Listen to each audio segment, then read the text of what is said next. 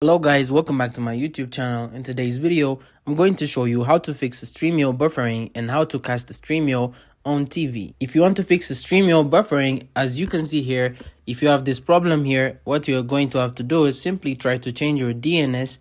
So this might help you, but it's not 100%. But for which I searched and found on the internet, this was the only method that worked. So simply try to change your DNS.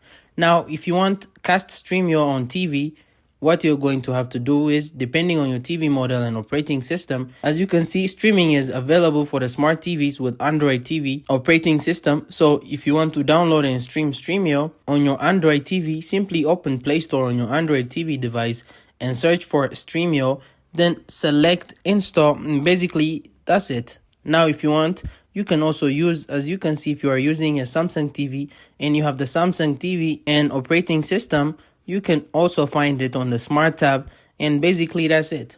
I hope you enjoyed this video. If you did, don't forget to like and subscribe to my YouTube channel.